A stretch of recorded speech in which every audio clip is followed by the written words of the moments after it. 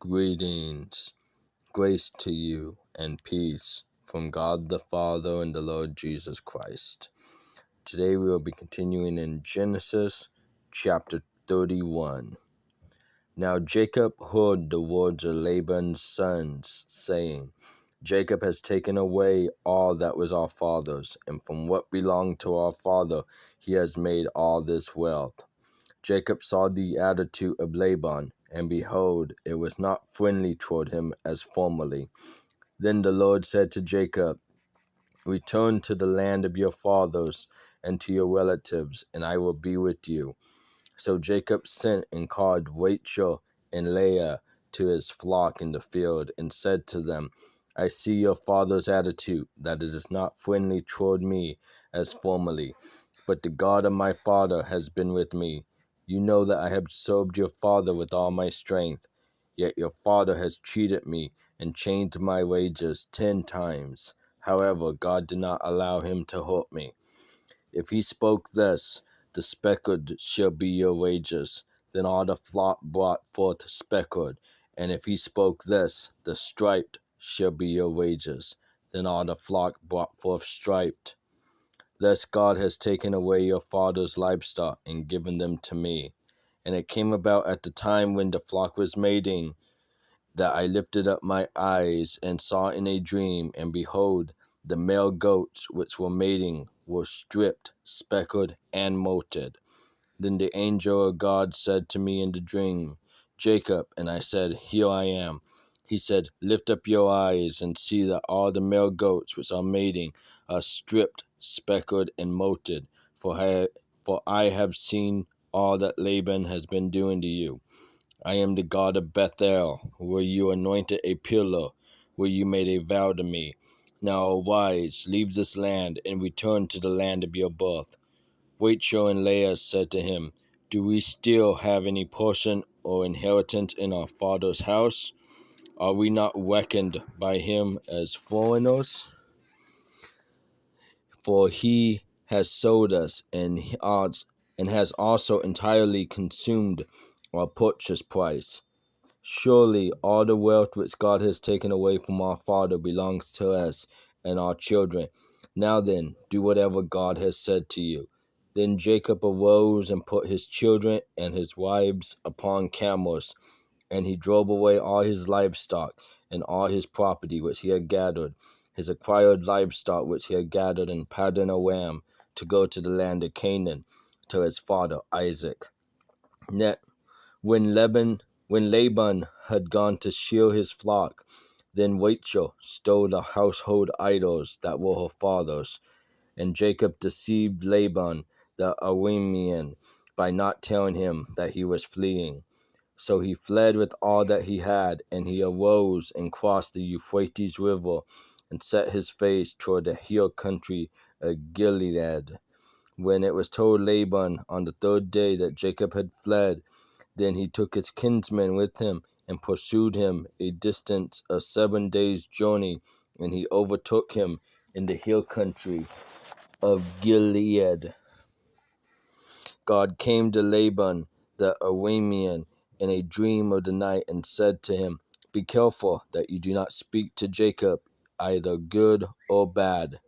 Laban caught up with Jacob. Now Jacob had pitched his tent in the hill country, and Laban with his kinsmen camped in the hill country of Gilead. Then Laban said to Jacob, What have you done by deceiving me and carrying away my daughters like captives of the sword? Why did you flee secretly and deceive me and did not tell me, so that I may have sent you away with joy and with songs, with timbre and with lyre, and did not allow me to kiss my sons and my daughters? Now you have done foolishly. It is in my power to do you harm, but the God of your father spoke to me last night, saying, Be careful not to speak either good or bad to Jacob. Now you have indeed gone away because you longed greatly for your father's house. But why did you steal my gods? Then Jacob replied to Laban, Because I was afraid, for I thought that you would take your daughters from me by force. The one with whom you find your gods shall not live. in the presence of our kinsmen, point out what is yours among my belongings, and take it for yourself. For Jacob did not know that Rachel had stolen them.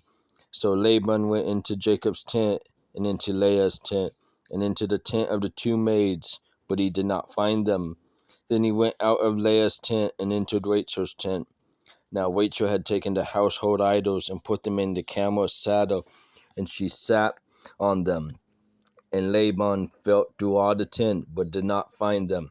She said to her father, "Let not my lord be angry that I cannot rise before you, for the manner of woman is upon me." So he searched, but did not find the household idols. Then Jacob became angry and contended with Laban. And Jacob said to Laban, "What is my transgression?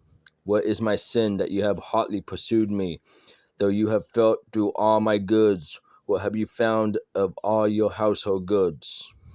Set it here before my kinsmen and your kinsmen, that they may decide between us two.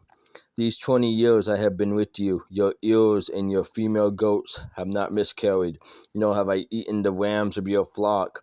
That which was torn of beasts I did not bring to you. I bore the loss of it myself. You required it of my hand, whether stolen by day or stolen by night. Thus I was. By day the heat consumed me, and the frost by night, and my sheep fled from my eyes. These 20 years I have been in your house. I served you 14 years for your 2 daughters, and 6 years for your flock, and you changed my wages 10 times. If the God of my father, the God of Abraham, and the fear of Isaac had not been for me, surely now you would have sent me away empty-handed. God has seen my affliction and the toil of my hands, so he rendered judgment last night." Then Laban replied to Jacob, "The daughters are my daughters, and the children are my children, and the flocks are my flocks, and all that you see is mine. But what can I do this day to these my daughters, or to their children whom they have borne? So now come, let us make a covenant, you and I, and let it be a witness between you and me." Then Jacob took a stone and set it up as a pillar. Jacob said to his kinsmen, "Gather stones." So they took stones and made a heap, and they ate there by the heap. Now Laban called it Jegar-sahadutha, but Jacob called it Gilead. Laban said, "This heap is a witness between you and me this day." Therefore it was named Gilead and Mizpah, for he said, "May the Lord watch between you and me when we are absent one from the other. If you mistreat my daughters, or if you take wives besides my daughters, although no man is with us, see, God is witness between you and me." Laban said to Jacob, "Behold this heap, and behold the pillar which I have set between you and me. This heap is a witness, and the pillar is a witness, that I will not pass by this heap to you for harm, and you will not pass by this heap and this pillar to me for harm.